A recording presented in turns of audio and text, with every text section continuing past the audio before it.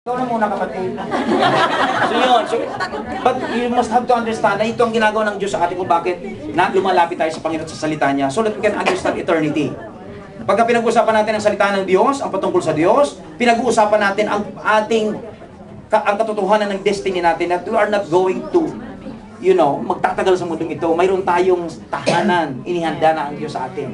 Kaya nga, pag gano'n ang pananaw natin, hindi ka matatakot, hindi ka masyadong nag-worry na ganito, ganyan. Minsan, sobrang tayong paranoid, takot na takot ka mamatay, kaya kahit pa umubo-ubo ka lang siguro, ang cancer na to. Ano na, virus na to, whatever. So, kaya nga po, pagka sinasabi ko po sa inyo, iniingatan natin ating katawan. Dahil ang katawan natin, templo na banal ng Espiritu. Subalit up to the extent po na parang paranoid ka na takot kang iwanan ng mundong ito, ito ang hamon ng Panginoon sa atin. Hindi mo dapat katakutan ng kamatayan. Dahil kung mas mahalaga sa iyo ang Diyos, ang pupuntahan mo pag umalis ka rito ay ang Diyos mismo. Amen. Diba? Pangalawa nga dito, titignan natin, hell is more fearful than suffering for Christ on earth. Amen. Bagamat naghihirap tayo minsan dito dahil sa pagsunod natin kay Lord, di ba? Lalo na yung mga missionaries doon sa mga antagonistic countries, yung mga hindi welcome ang Christianity. Di ba? Binibigyan nila kanilang buhay. Recently, mayroong pupugutan na pastor sa Iran. No? Well, even Paul, yung ating mga unang mga kapatid sa Panginoon, mga apostol ng Panginoon, they did not fear death. Lahat sila, sinuong nila ang kamatayan because they know may nakandang mas magandang pangako sa kanila. Mas masarap magdusa kaysa magdusa ka habang buhay na wala ka sa Diyos, sa impyerno ka babagsak. Ano ba? Ito pa, union with God is more desirable than all the pleasures of earth. At kung totoong malapit ka na sa Diyos, diba, ang kamatayan, nagpintuan yan ng pagpunta mo na sa presence ni Lord. Amen? Bibilisan ko lang itong topic na ito dahil kamatayan pinag-usapan natin. Kaya, pero kung ikaw lumalago ka sa Panginoon at napaka-close mo kay Jesus, palagay ko, hindi kayo talaga mamahalin ninyo ang buhay na ito, kundi sasabihin nyo sa Lord, sa iyong plano, Panginoon, kung gusto mo na mas masarap sa feeling mo. Amen. Mas desirable ang kaligayahan sa lugar na kung saan inilaan at inihanda ng Diyos sa atin. So, yan ang unang truth po natin pinag-usapan. Kaya nga, sa panahon ng ganitong season, ng Halloween or All Saints Day na pinag-usapan ang mga namatay, kung saan sila nagpunta, ang realization nawa natin, minsan, di ba, pag nagpunta ka sa cemetery, nalulungkot ka nga dahil namamatay pala talaga ang tao. Namamatay ang tao, kahit anong gawin. Pero masaya, magdiwang ka, kapatid. Mabubuhay din muli ang tao. Amen? Hello? Pinuputol ninyo ang mensahe doon eh. Mabubuhay ulit tayo dahil sa pananampalataya. We're going to be resurrected again. Kaya hindi dapat katakutan. Kung alam mo mabuhay ka ulit, matatakot ka ba mamatay? Amen. Ang mga natatakot mamatay, yung mga hindi na mabubuhay ulit. Diba? Ang kagandahan, pag nabuhay ka ulit, perfect ka na. Amen. Hindi yung mga nabuhay na zombie talaga na. Mga pangit kasi ang image natin, mga mahilig kasi tayo sa horror movies. Kaya horror ang pananaw natin sa death. Death is not a horror, it is a bliss. B-L-I-S-S. Amen? Amen. At, hallelujah. Walang katulad ang karanasan sa piling ng Diyos. Amen. Kasi sa lahat ng naranasan nyo na sa mundo ito. Amen. Kung kayo may mga edad na alam ko ang tinutukot, alam niyo, May edad na. yung, May edad na. di ba naranasan natin lahat? New lahat? Inaalis ang sarili na, no? So yung pangunang katotohanan, mga kapatid, yan ang titingnan po natin, yung hamon na ito ng Panginoon, na huwag katakutan ng kamatayan ay makabuluhan, at sa panahon ng ganitong pagdiriwang, atin pwedeng ibahagi sa mga taong hindi pa nakakilala. Kapatid, ano bang pananaw mo sa death? Di ba? Pag nandun kayo sa sementeryo, yan, nampatay na yan. Nakalagay dyan, rest in peace. Peace nga ba ang nirestan niya? Hindi nga, hindi rin gamitin yun. Pero wag naman yung kamag-anak niya iniinsulto nyo, ha? Maghanap na lang kayo ng ibang anak. Kapag muna apelido niya. Anong apelido mo? Imagsikan. O hanapin mo yung Marquez. So, Isip po ba tayo ng gano'n? Di ba? Rest in peace daw.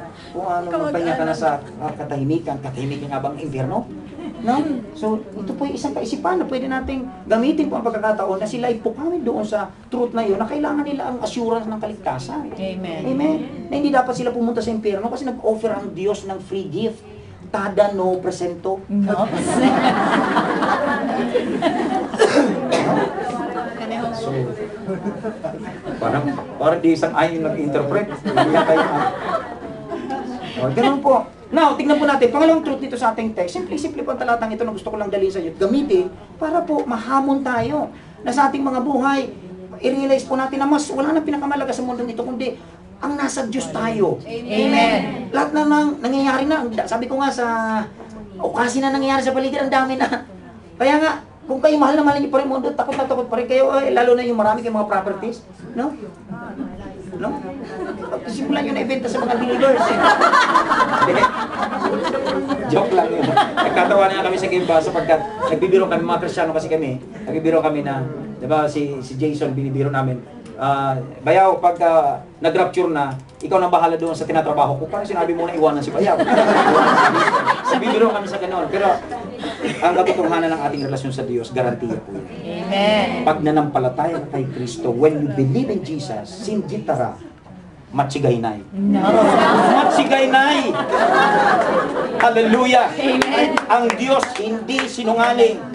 Ang Diyos makapangyarihan. Lagi ko pong pinagmamalakit sasabihin sa inyo at pagsisigawan ang katotohanan na ang Diyos natin, pinakita niya ang katibayan ng pangako niya sa buhay niya mismo. Amen. Namatay muli siyang nabuhay. Hallelujah. Kaya nga, pangalawa dapat na mangyari sa ating talata, hindi po yung fear not there, o hindi yung takot sa kamatayan, kundi, pangalawa po is to fear God. Amen. Yan po ang clear message ng ating text. Bakit ang sabi dito sa ating text sa second part? Kung titignan po natin, rather, sa halip daw, fear Him who can destroy both soul and body in hell. Who is this one? It's God. Amen. Who can destroy both soul and body in hell. Why? Because of, if anyone refuses, deny, rejected God in his life, or in her life, the offer of salvation through the Lord Jesus Christ, walang magawa, wala po, ang Diyos po, mahal tayo. Kaya lang wala siya magagawa, binibigyan ka ng Diyos, ayaw mo siyang piliin. Hello? Amen. Choice po kasi ang pagpili naman sa Diyos. For God so that whoever believes in Him, whoever means, Shall not perish. ibinigay sa tao ang pagpapasya kung mananampalataya ka ba o hindi. But that whosoever believes in Him shall not perish but have everlasting life. Yan ang sabi ng salita ng Diyos.